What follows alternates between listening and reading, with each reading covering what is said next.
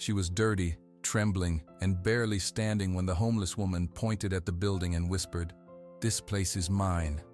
People laughed, until a single document was revealed. The billionaire froze, witnesses gasped, and everyone fell completely silent. Subscribe to the channel, leave your like, and comment where in the world you're watching from, because now I'm going to tell you everything. This building is mine. Silas Thorne stopped smiling. He turned from the cameras to see who had spoken. A woman stood in front of him. Her coat was dirty and too big. Her hair was tied back. Her face was tired. She pointed a finger at the glass tower behind him. For a second, there was only the sound of traffic. Then Silas Thorne laughed.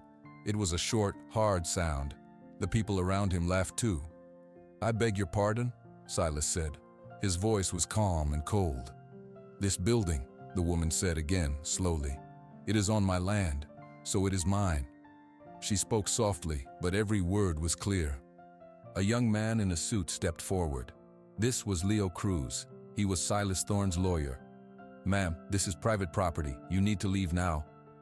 "I am on my property," the woman said. Her name was Elena Santiago. She did not look at Leo. She kept her eyes on Silas Thorne. "Security," Silas called, still smiling for the people watching. But the smile was tight now. Elena bent down to her old bag on the ground. People moved back, as if she might have something dangerous. Her hands were careful. She pulled out a piece of paper. It was inside a plastic sleeve. The paper was yellow and the corners were worn. She held it out to Silas Thorne. He did not take it. He looked at it like it was trash. "What is this?" he asked. "Proof," Elena said. Leo Cruz felt a nervous jump in his stomach. He looked at the paper. He saw old handwriting. He saw a stamped seal. He saw a date, October 17th, 1947. "Take it," Silas told Leo, waving his hand. Leo took the plastic sleeve. He read the paper. His mouth went dry. It was a property deed. It described a small piece of land. The address was the exact address where they were standing. The owner's name was Hector Santiago, sold to him for $1. "Mr. Thorne," Leo said quietly, "we should talk about this inside." "Talk about what?" Silas said, his voice louder. "It is a piece of junk she found in the trash." "It is not junk," Elena said. "It is my grandfather's deed. He bought this land. He never sold it. You built your building on land that is not yours." A little girl was standing near the crowd, waiting for her mother. Her name was Mia. She watched the woman's face. She saw that the woman was not crazy. She was telling the truth. "Let me see that," Silas snapped. He grabbed the plastic sleeve from Leo. He looked at the deed for 5 seconds. Then he laughed again. "This is nothing. My company owns this land. We have the papers." "Do you have a paper from my grandfather?" Elena asked. "Do you have a paper where he sells it to you?" Silas Thorne's face changed. The last bit of fake smile vanished. He stared at her. He saw her worn-out clothes and her steady eyes. For the first time, he felt a prick of doubt. It was a small, cold feeling. The crowd was silent now. They sensed the shift. "Check our files," Silas said to Leo, his voice a low hiss. "Check every file, now." Leo nodded. "Yes, sir." He looked from his furious boss to the quiet woman. "Ma'am, I will need to examine this document." "You can look," Elena said, "but I keep it." She took the deed back from Silas's hand. She held it gently. She smoothed the plastic sleeve with her fingers. "This is a joke," Silas announced to the people around them. "A sad joke. The celebration is over." He turned and walked quickly toward the shiny glass doors of his building. Leo Cruz did not follow right away. He stood facing Elena Santiago. "Where can I find you?" he asked. "I am not hard to find," she said. She put the deed back in her bag. She picked up her bag and walked away, into the flow of people on the sidewalk. Mia, the little girl, watched her go. She wanted to run after her. She wanted to say, "I believe you," but her mother called her name, and she had to go. Inside the towering building, in an office of quiet luxury, Silas Thorne stood by a huge window. "That deed," he said without turning around. "It is a fake. It has to be a fake." Leo Cruz stood by the door. "I will review our title work immediately," but the seal looked real. The format looked correct for that time period. Silas turned. His eyes were like ice. I did not build the tallest building in Midtown on a plot of land owned by a homeless woman's grandfather. Do you understand? That is not the story. The story is my success. Find the hole in her paper, find the mistake, make this problem disappear. Leo's throat felt tight. And if there is no mistake, then you make one, Silas said. He sat down at his perfect, clean desk. I do not care how, just do it. Leo walked back to his own smaller office. He closed the door. He looked at his hands. They were shaking. He thought about the woman's calm voice. He thought about the old date on the deed. He opened his computer. He began to search the company's digital files for any record of a purchase from a Hector Santiago. He searched for 2 hours. He found nothing. Far away from the glass tower, in a room with many beds, Elena Santiago sat on the edge of her cot. She held the plastic sleeve in her hands. She looked at her grandfather's name. I found it, abuelo, she whispered to the quiet room. I finally found it. Leo Cruz did not sleep that night. He sat at his desk long after everyone left the office. The digital files showed nothing. The next morning, his eyes burned. He held a photocopy of Elena Santiago's deed. He compared it to the city's online archive records for 1947. The signatures matched. The notary stamp was valid. He picked up the phone. He called the city records office. I need a physical check on a deed, Leo said. From October 17, 1947, for a lot in Midtown. The woman on the phone sounded bored. The digital archive is accurate. Please, Leo said. I need to see the original paper book, the ledger. It's very important. She sighed. You can come down, but it will take time. Leo took a taxi to the records office. He spent 3 hours in a dusty basement room. An old man brought him a huge, heavy book. Leo turned the thick pages carefully. He found the date. He found the transaction. There it was, in faded ink. Hector Santiago, $1. A sale from the city to a private person. He followed the line with his finger. There was no later sale recorded, no transfer to any company. The trail ended there. His heart beat fast. The deed was real. The land was never sold. He went back to the office. He walked straight to Silas Thorne's door. Silas's assistant tried to stop him. Mr. Thorne is in a meeting. It's urgent, Leo said. He opened the door. Silas was alone, looking at a building model on his desk. He did not look up. This better be good, Leo. The deed is real, Leo said. He closed the door. His voice was quiet. I checked the original city ledger. Her grandfather bought the land from the city in 1947. There is no record of him ever selling it. Our company's title search must have missed it. It's a cloud on the title, a big one. Silas put down the small model building. He leaned back in his chair. The room was very quiet. Where is the flaw? There isn't one, Leo said. The document is perfect. Then her grandfather sold it to someone else, and that record is lost. That's not how it works, Mr. Thorne. The burden is on us to prove we own it. We don't have a chain of title from Hector Santiago. She has the original deed. In court, she will win. Silas stood up. He walked to the window. He looked out at his new building. I did not build that for a homeless woman, he said. His voice was flat. I know. So you fix it. You find a way to break her deed. Say it was superseded. Say her grandfather was not a legal citizen. Something. Leo felt sick. That might not be possible, or ethical. Now Silas turned. His face was calm, but his eyes were not. Leo, your job is to protect this company. Your job is to make problems go away. This is a problem. Make it go away. What if the only way to make it go away is to buy the land from her, to negotiate? We do not negotiate with people who ambush us in the street, Silas said. He walked back to his desk. He sat down. We show them they are wrong. You have 1 week. Prove the deed is invalid, or find me another solution. But she does not get my building. Elena sat on a bench in a small park in the Bronx, far from the glass towers. Her bag was on her lap. She felt the shape of the plastic sleeve inside.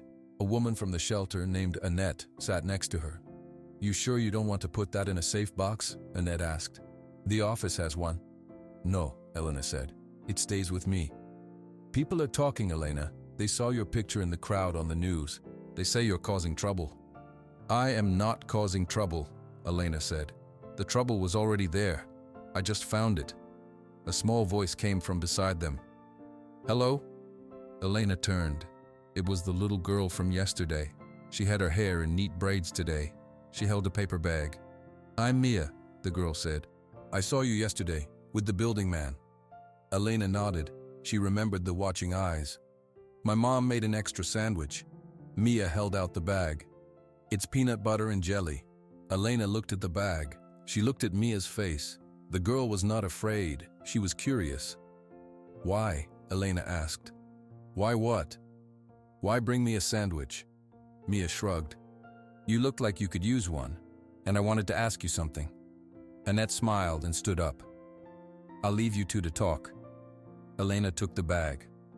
Thank you, she said softly. What is your question? Is it really yours? Mia asked. She sat on the bench. The land? Yes. How do you know? Elena opened her bag. She showed Mia the plastic sleeve. She pointed to her grandfather's name. He was a janitor. He saved every penny. He bought this land because he wanted to build a home for his family here. But he got sick. Then they changed the zoning rules. He could never build. But he kept the paper. And you kept it, Mia said. My mother kept it. Then she gave it to me. She said, this is proof we belonged somewhere. Elena put the deed away. She looked at the simple sandwich. It was the first kind thing from a stranger in a long time. What will you do now? Mia asked. I do not know, Elena said. She took a bite of the sandwich. It was sweet and sticky. The man with the building, he will not let it go. My mom says when people have a lot, they are afraid to lose any of it, Mia said. Elena looked at the girl. She was very smart. Your mom is wise. Are you afraid? Mia asked. Elena thought about the question. Yes, but I am more tired of being afraid. This paper, it is not just paper. It is my grandfather's work, his hope. I cannot put that back in the bag and forget it. Mia nodded as if she understood completely. If you need help, she said, I can come back after school. I'm a good listener. Elena felt a strange warmth in her chest. It was a feeling she had forgotten. It was the feeling of not being alone. Okay, she said, you can come back. Mia came back the next day after school. She found Elena in the common room of the shelter, mending a tear in her coat.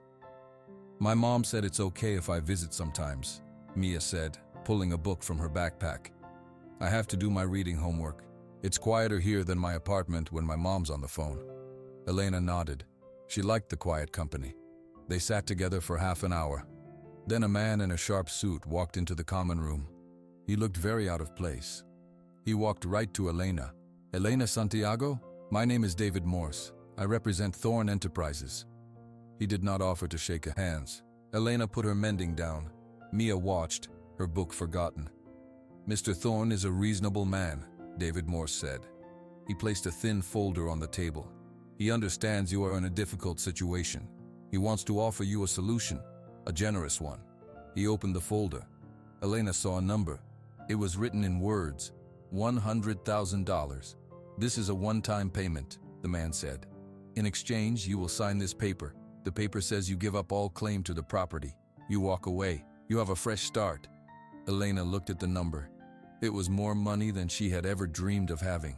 She could get an apartment. She could be safe.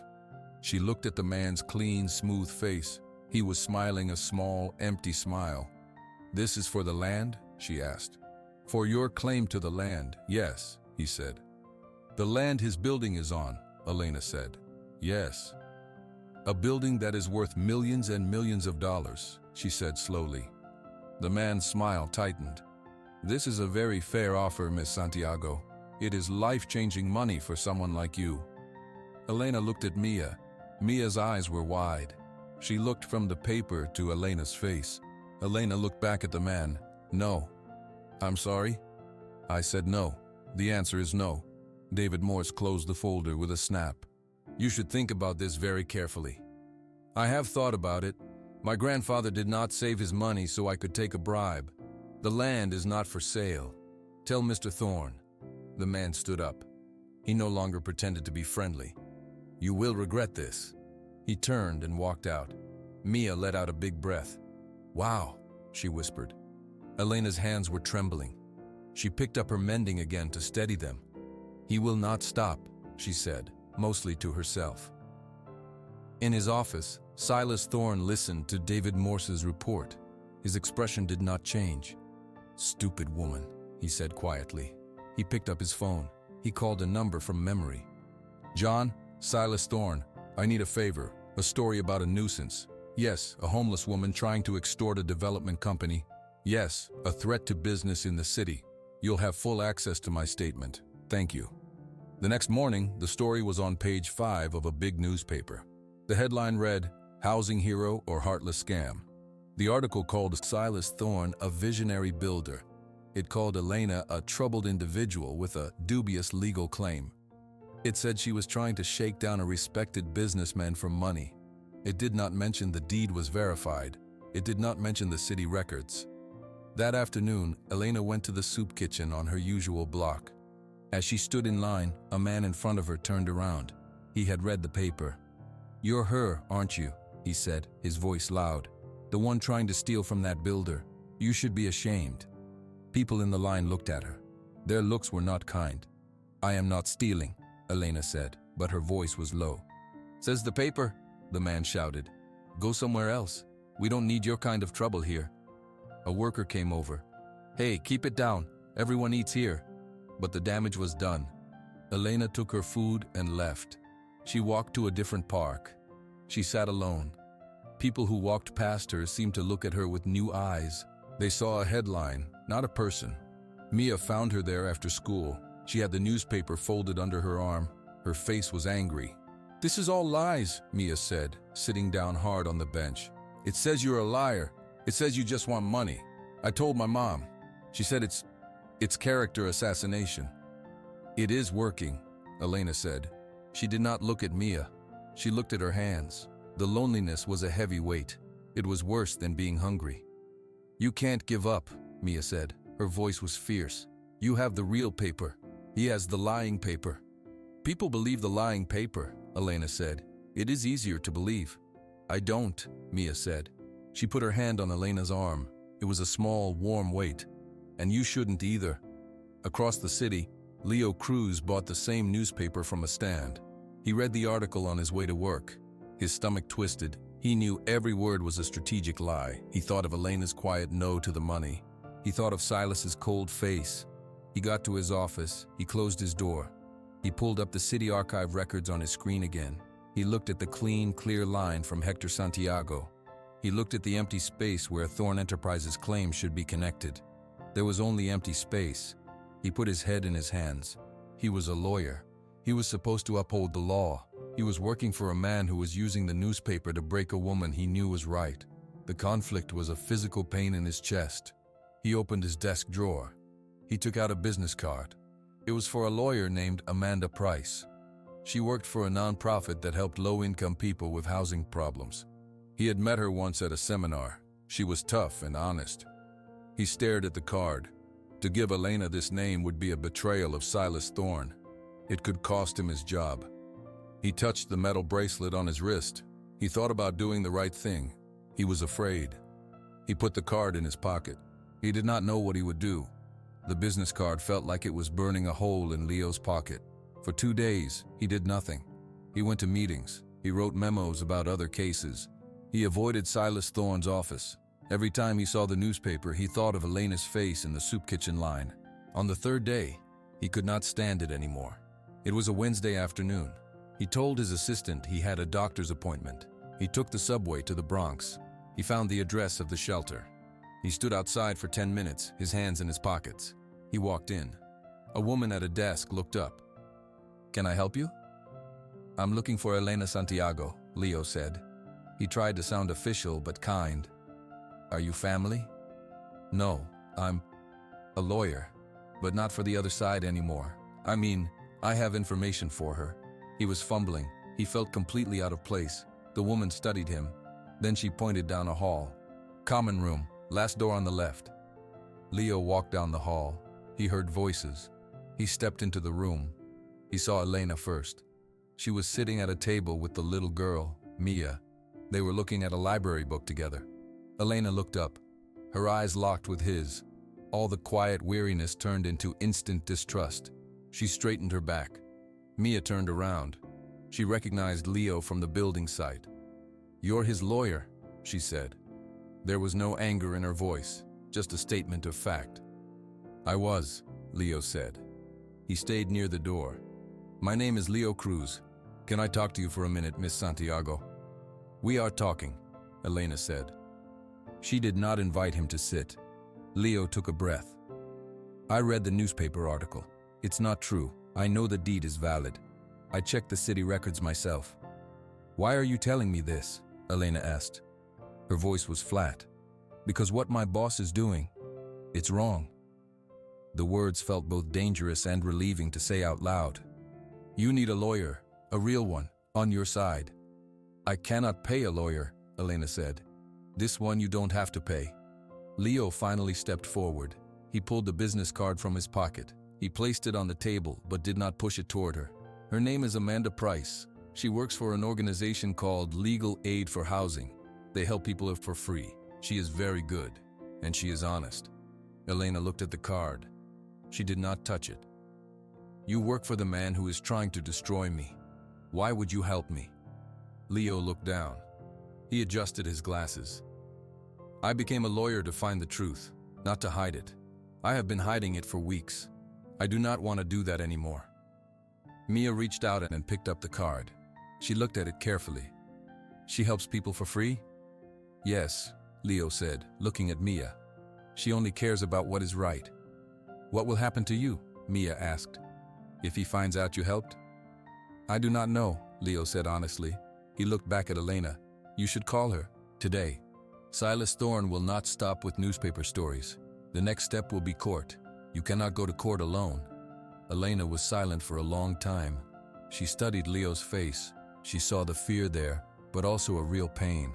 "You feel guilty," she said. "Yes," he whispered. She nodded slowly. She reached out and took the card from Mia. She held it in her fingers, smoothing its edges. It was the same careful gesture she used on her deed. "Okay," she said. "I will call." A huge weight lifted from Leo's chest. It was immediately replaced by a new, sharp fear. He had just crossed a line. There was no going back. "Thank you," he said. "Do not thank me," Elena said. "You are fixing a mistake you helped make. That is not a favor. That is your job." Her words were harsh, but they felt true. Leo nodded. He had no answer. "I should go," he said. He turned to leave. "Mr. Cruz," Elena said. He stopped. "If this is a trick, it is a cruel one." Leo met her eyes. "It is not a trick, I promise." He left the common room and walked back down the hall. His heart was pounding. He had done it. He had chosen a side. Back at the table, Mia looked at Elena. "Do you believe him?" Elena stared at the name on the card, Amanda Price. "I do not know," she said. "But we have no other choice." She stood up. "There is a payphone in the lobby. Let us call." The payphone call led to a small office in downtown Manhattan. Amanda Price was a woman with short gray hair and calm eyes. She listened to Elena's story. She looked at the deed. She asked Elena many questions. 2 days later, Amanda filed papers in court. The legal fight had begun. Now, Elena stood outside a tall courthouse. She wore the best clothes she owned, a clean pair of pants and a sweater from the shelter donation bin. Amanda stood next to her, holding a thick folder. Mia was there too, holding her mother's hand. Elena had asked if Mia could come. She wanted a friendly face in the room. "Just sit quietly and listen," Amanda said. "You do not have to speak today. This is a preliminary hearing. The judge will listen to both sides." Elena nodded. Her mouth was dry. They walked up the wide stone steps. Inside the courtroom, it was all dark wood and silence. Silas Thorne was already there. He sat at a table on the right side with 3 other lawyers in suits. He did not look at Elena. He stared straight ahead at the empty judge's chair. Elena, Amanda, and Mia's mother sat at a table on the left side. Mia sat right behind them. The difference between the 2 tables was obvious. One side had piles of paper and expensive briefcases. The other side had Amanda's one folder and Elena's old bag in her lap. The judge came in. Everyone stood up, then sat down. The judge was an older woman with a serious face. "This is the matter of Santiago versus Thorne Enterprises," she said. "Counsel, state your appearances." A man from Silas's table stood up. He was tall and his voice filled the room. "Good morning, Your Honor. Robert Gable for Thorne Enterprises. We are here today to ask the court to dismiss this frivolous claim. The plaintiff has presented a single, uncorroborated document, a document we believe to be fraudulent." Amanda stood up. Her voice was softer but clear. "Amanda Price for Elena Santiago. Your Honor, the deed is not fraudulent. We have verified it with the city archives. We are prepared to prove its validity." Judge nodded. "Proceed, Mr. Gable." Robert Gable walked to the center of the room. "Your Honor, my client is a pillar of this community.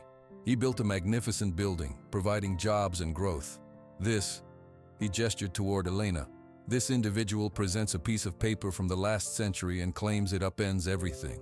Where has this document been for 75 years? Why come forward now, only after the building is complete? This is a transparent attempt at financial gain."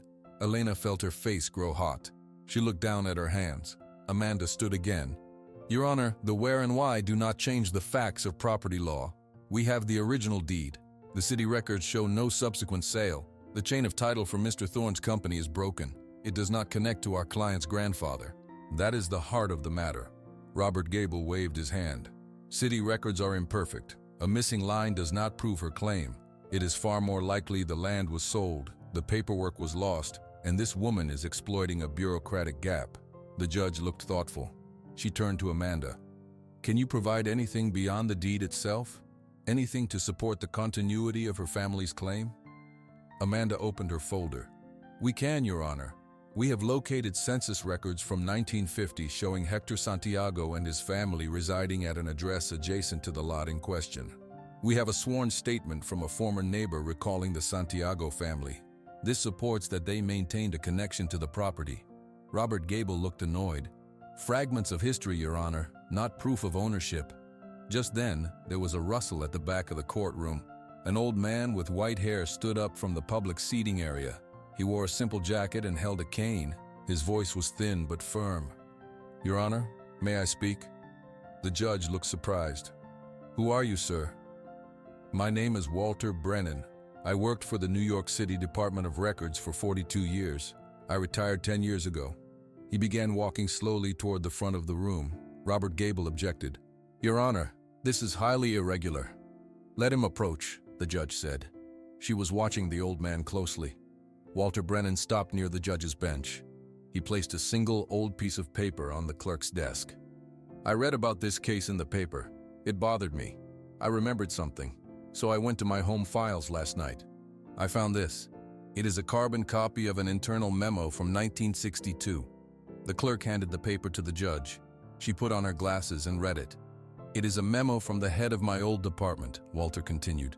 "It notes a surveyor's error. It says a small lot, listed under the name Santiago, was incorrectly marked as city-owned on a master map. The memo instructs the staff to correct the map, but the correction was never logged in the public title books. It was a mistake. The lot was never city property to sell again after 1947. The courtroom was utterly silent. The judge looked from the old memo to Robert Gable. She looked at Silas Thorne. Silas's face had lost its confident calm. He was staring at the old man with a look of pure shock. "This memo," the judge said slowly, "appears to be an official city document. It corroborates the plaintiff's deed. It explains the bureaucratic gap you mentioned, Mr. Gable. It suggests it was the city's error, not a lost sale." Amanda Price stood very still, a small, hard smile on her face. Elena's hands tightened around her bag. Mia behind her leaned forward, her eyes wide as saucers. The judge placed the memo down. "This hearing is adjourned. I am ordering a full evidentiary review. Given this new document, the plaintiff's claim has significant merit. We will reconvene in 30 days. She hit her gavel. The sound was like a thunderclap in the quiet room. Silas Thorne did not go back to his office after the hearing. He went to a private club high above the city. He sat alone in a leather chair, staring out the window. His hands were steady, but a cold fury burned inside him. An old man with a piece of paper had humiliated him in front of a judge. He could not allow it. He took out his phone. He called a number he rarely used. "I have a job," Silas said when the man answered. "A simple retrieval, a single piece of paper and a plastic sleeve. It is in a woman's bag. She lives in a shelter in the Bronx." He gave the address. "Tonight. I do not care how you get it. Just get it. There will be a large bonus if you bring it to me by tomorrow morning." He listened for a moment. "No," he said, his voice flat. "Do not hurt anyone. That would bring complications. Just get the paper." He ended the call. The paper was the only thing that mattered. Without it, her case was just a story. Stories could be crushed. That evening, Elena sat on her cot. She held the plastic sleeve. Mia sat next to her, doing math homework on a clipboard. "My mom says that old man was a hero," Mia said, erasing a number. "He was just a man who remembered the truth," Elena said. She looked at the deed. "Now everyone knows. The judge knows." "So you win?" Mia asked. "It is not that simple, but it is harder for him to lie now." She placed the deed carefully back into her bag. She put the bag next to her pillow. The lights in the dormitory room dimmed at 10 o'clock. Many of the women were already asleep. Elena lay down. Mia's mother had given special permission for Mia to stay a little later, but she would leave soon. Mia pretended to sleep on the next cot, waiting for her mom's text. Elena closed her eyes but could not sleep. She heard every rustle, every cough. Sometime after 11 o'clock, she heard the main door at the far end of the room click open. It was not a loud sound. The door was supposed to be locked. She opened her eyes. A shadow moved between the rows of cots. It was a man. He moved quietly, looking at the floor near each bed. He was looking for bags. Elena's heart jumped into her throat. She did not move. She watched him get closer. He saw her bag next to her pillow. He stepped toward her cot. Mia saw him too. She sat straight up. The man froze. He put a finger to his lips, his eyes wide, telling Mia to be quiet. Mia looked at the man. She looked at Elena's terrified face. She did not think. She took a deep breath and screamed as loud as she could. "Help! Thief! Someone help!" The scream tore through the quiet room. Women woke up shouting. Lights flicked on. The man panicked. He lunged for Elena's bag, grabbing it from the floor. "No!" Elena shouted, grabbing the other strap.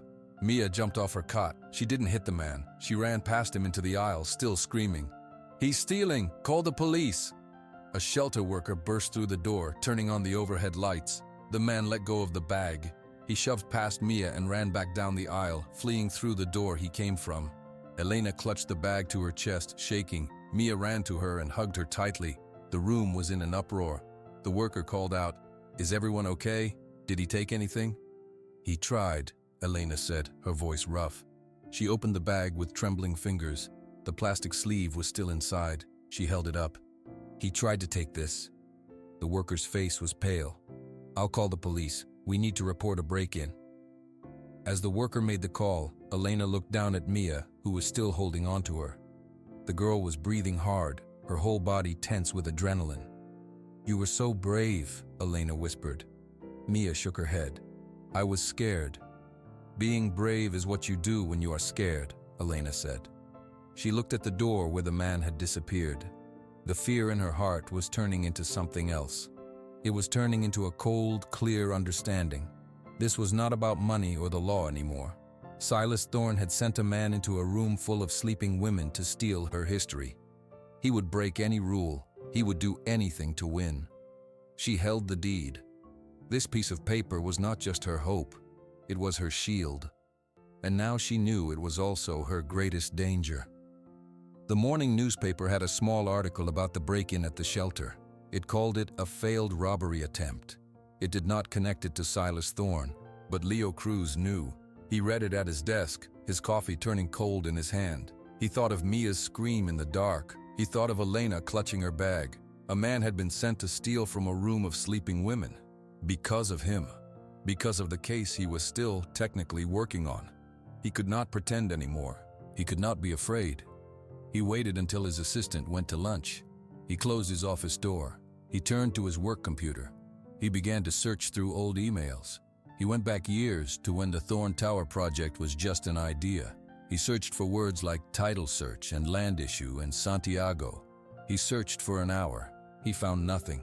He was about to give up when he tried one last phrase. Lot clearance.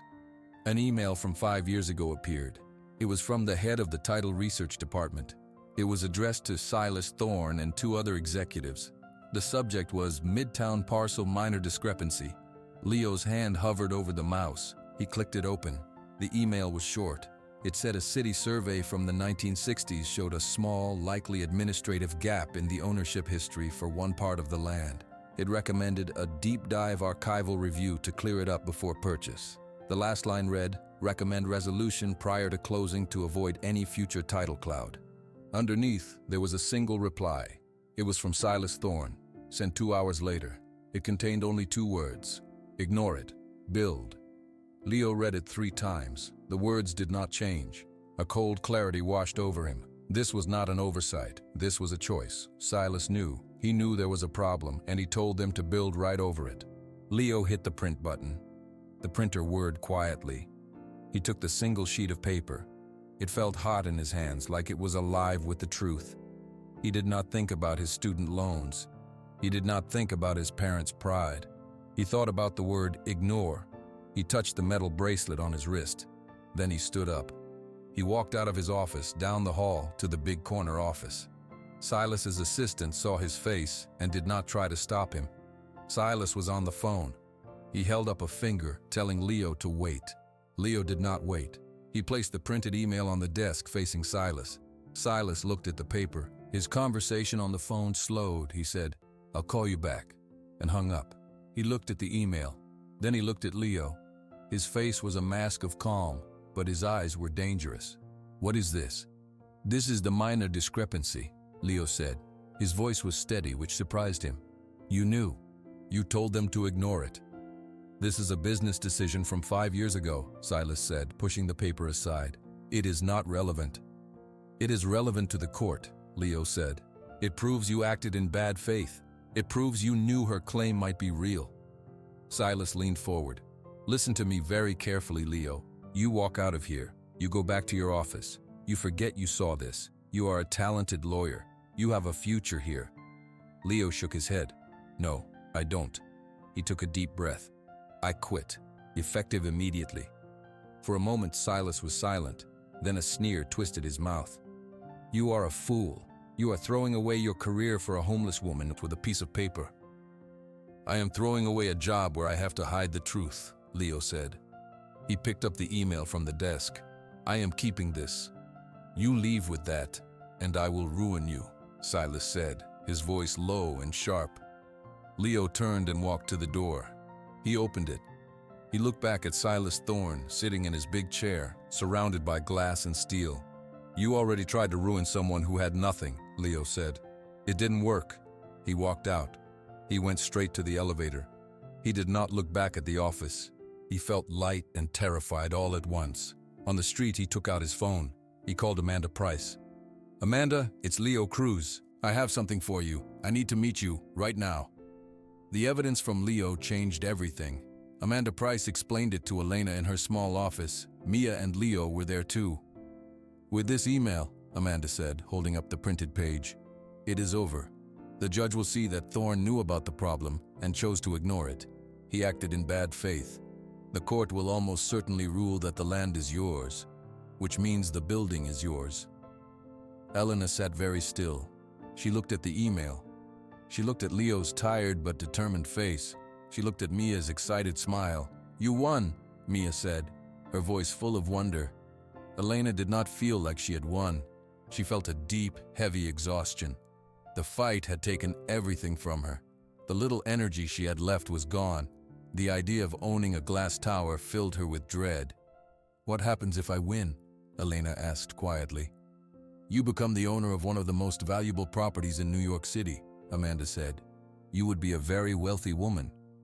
"What would I do with it?" Elena asked. It was not a question for Amanda. It was a question for herself. "You could sell it," Leo offered. "You could live anywhere. You would never have to worry again." Elena thought about that. A life without worry. It was a beautiful dream. But it was not her dream. She thought of her grandfather, a janitor.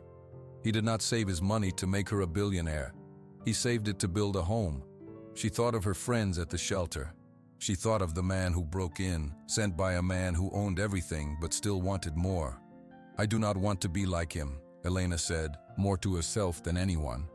"Like who?" Mia asked. "Like Silas Thorne," Elena said. "I do not want a giant building. I do not want to be rich in that way. It is not me. It would be a different kind of cage." The room was quiet.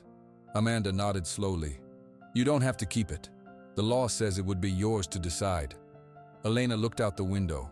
She saw the city, all the people rushing. She saw a small patch of concrete where some kids were trying to play ball between parked cars. An idea began to form. It was a small idea at first, then it grew. "What if I do not want to own it?" Elena said, turning back to them. "But I do not want him to own it either." "I don't understand," Leo said. Elena took a deep breath. "The land is my grandfather's. That is the truth. I want the court to say that is the truth. I want everyone to know he was here, that we belonged. But then, what if I let Silas Thorne keep his building, not as a gift, as a lease, for 99 years? Amanda's eyebrows went up. "A long-term ground lease. That is unusual, but possible. You would own the land, and he would pay you rent to keep the building on it." "Yes," Elena said. Her voice grew stronger as the idea took shape.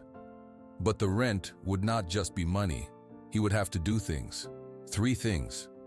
"What things?" Mia asked, leaning forward. "First," Elena said, holding up one finger, "he must tear up the concrete around the building. He must make a park, a real park with grass and trees and benches, a place for everyone, with a small stone that has my grandfather's name." "A public park," Amanda said, writing notes. "Second," Elena said, a second finger joining the first, "he must use his money to build a new shelter, a good one, in the Bronx, not a dirty place, a safe place, and a center to help people find jobs and homes. He must pay for it forever." Leo let out a slow breath. "He will hate that." "Third," Elena said, a third finger up, "he must give jobs, real jobs with good pay, to 50 people from shelters, not just cleaning jobs, all kinds of jobs, in his buildings." She looked at their faces. "That is the rent. That is my deal." Amanda put down her pen. She looked at Elena with new respect. "You are not asking for anything for yourself. A small apartment," Elena said, "that is for me. The rest is for the truth, and for the people he stepped over to build his tower." Mia jumped up and hugged Elena. "It's perfect." Leo smiled. It was the first real, easy smile Elena had seen on his face. "It's justice, not revenge. It's better." Amanda gathered her papers. "Then that is what we will propose. We will go back to court. You will tell the judge your offer. It will be up to the judge to approve it and up to Thorne to accept it." Elena nodded. She felt the exhaustion lift, just a little. For the first time, she could see a path forward that felt like her own. The courtroom was full again. This time, the air felt different. Elena sat at her table with Amanda Price. Leo sat in the public seats behind her, next to Mia and her mother. Silas Thorne sat at his table, his face like stone. The judge entered. Everyone stood, then sat.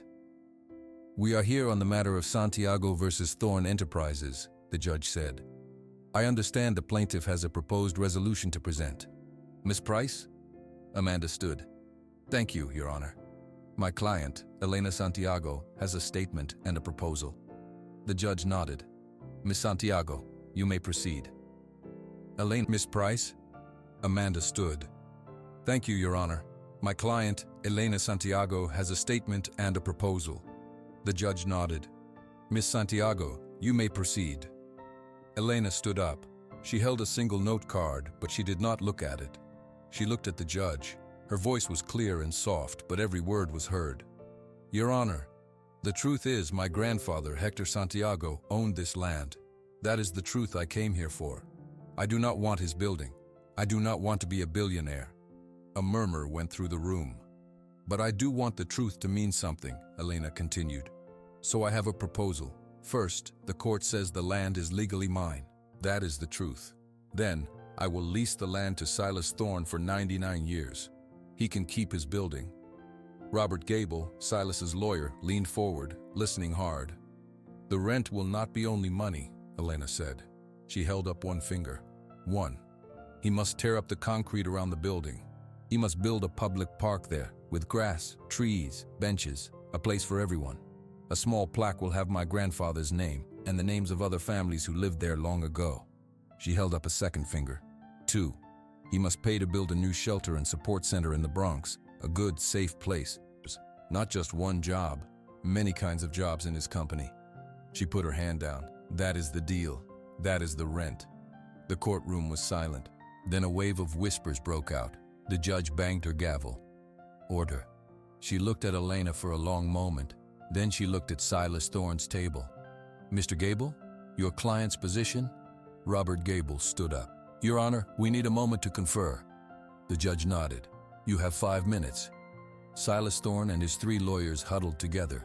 Their voices were low and urgent. Elena could see Silas's jaw working. He was shaking his head. Robert Gable spoke firmly to him. Silas, listen. She has the email. She has the deed. She has the old city worker. If we say no, the judge will give her everything. You will lose the building, all of it. This way, you keep the asset. The park is a public relations win. The shelter is a tax write-off. The jobs are a drop in the bucket. This is the only way out. She is dictating terms to me, Silas hissed, his voice barely audible. Yes, his other lawyer said. She is, because she won. Take the deal or lose everything. It is that simple. Silas looked across the room at Elena. She met his gaze. There was no gloating in her eyes, no hate, just a steady, unwavering resolve. It was the look of someone who had nothing left to lose, and it was the most powerful look he had ever seen. He looked away. He gave a single sharp nod to Robert Gable. Gable stood up. Your Honor, after consideration, my client agrees to the terms of the lease as presented by Miss Santiago. A sound like a sigh went through the courtroom. The judge picked up her gavel. The agreement is noted. Given the extraordinary circumstances and the equitable nature of the solution, I approve the settlement. The land title will be officially vested in Elena Santiago. A 99-year lease with the stipulated conditions will be drawn up and executed. Court is adjourned. The gavel fell. Silas Thorne stood up immediately. He did not look at anyone. He walked out of the courtroom, his lawyers scrambling after him. Elena felt a hand slip into hers. It was Mia. You did it, Mia whispered. Amanda Price put a hand on Elena's shoulder. It's over. You did something amazing. Leo walked over. He didn't say anything. He just smiled, a real full smile of relief. Elena looked around the quieting courtroom. She did not feel like celebrating. She felt tired, but clean. Like a long storm had finally passed. The fight was done. Now, the work of her grandfather's truth could begin. 6 months later, a fence went up around the concrete at the base of the Thorne Tower. Not a construction fence, but a green garden fence. Behind it, workers used machines to break up the gray pavement. They hauled away the broken pieces. They brought in trucks of rich, dark soil. Elena watched from the sidewalk. She had a new coat, warm and blue. Mia stood next to her, bouncing on her toes. They're really doing it, Mia said. The court order says they must, Elena replied. But she allowed herself a small smile. A man in a hard hat approached them. He held a clipboard. Miss Santiago, I'm the project foreman. We have the final park plans for your approval. Just a formality, but we were told to check. He showed her the drawings. There were areas for grass, winding paths, a dozen new trees, and a circle of benches. In one corner, a simple stone plaza was marked. The plaque will go here? Elena asked, pointing to the plaza. Yes, ma'am. The inscription you provided. For Hector Santiago, and for all who called this place home. The stone arrives next week. Elena nodded. It is good. Thank you. As they walked away, Mia slipped her hand into Elena's. Where to now? My apartment, Elena said. I need to unpack a box. The apartment was small, with 2 rooms. It was in a quiet building in Queens. The walls were bare, but the windows let in the morning sun. A single box sat in the middle of the floor. It contained the few things Elena had collected from the shelter. She opened it. Inside were some clothes, a photo of her mother, and her old bag. She took the bag out. She reached in and pulled out the plastic sleeve with the deed. She held it for a moment. Then she walked to a small bookshelf. She placed the deed on the shelf, leaning it against the wall so she could see it. "It looks good there," Mia said from the doorway. "It is home now," Elena said. She looked around the room. It was her first real home in over 5 years. In a smaller office across town, Leo Cruz hung a sign on the door. It read, "Cruz Legal Aid." He had a desk, 2 chairs, and a stack of business cards. His first client was sitting in front of him, an older man facing eviction. "The notice they gave you is not legal," Leo explained, pointing at the paper. "They did not give you enough time. We can fight this." The man looked relieved. "I can't pay much, son."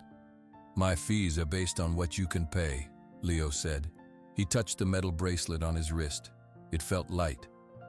"Sometimes, that is nothing." The new shelter in the Bronx opened on a bright Saturday. It was called the Santiago Center. It had private rooms, a clinic, and a large job training room. Elena was there, standing with the director. "It's beautiful, Elena," said Annette, her old friend from the first shelter. "It is necessary," Elena said. But she was pleased. She saw families walking in, not with heads down, but looking around with hope. A man from Thorn Enterprises was there too, looking uncomfortable. He handed the director a large, flat check for the cameras. It was the first yearly payment for the center's permanent funding. Spring turned to summer. The green park at the base of the skyscraper opened to the public. Grass grew where there had been only concrete. Trees provided shade. People ate lunch on the benches. Children played. Mia often came here after school. She liked to sit on a bench near the simple stone plaque. She did her homework there. One afternoon, Elena joined her. She sat on the bench, feeling the sun on her face. She watched a little girl chase a pigeon on the new grass. "Do you miss it?" Mia asked suddenly. "The fighting?" Elena thought about it. "No. I miss the people sometimes, the ones at the old shelter, but I see them at the new center. I do not miss the fear." "What do you feel now?" Mia asked. Elena looked up at the shiny building, then at the green park, then at the people all around them. "I feel," she said slowly, "that my grandfather's shadow is finally at rest, and I feel home." Mia smiled. She closed her book and just sat, watching the city live and breathe around the new heart at its center. The building still stood tall, but now everyone could touch the ground it was built on.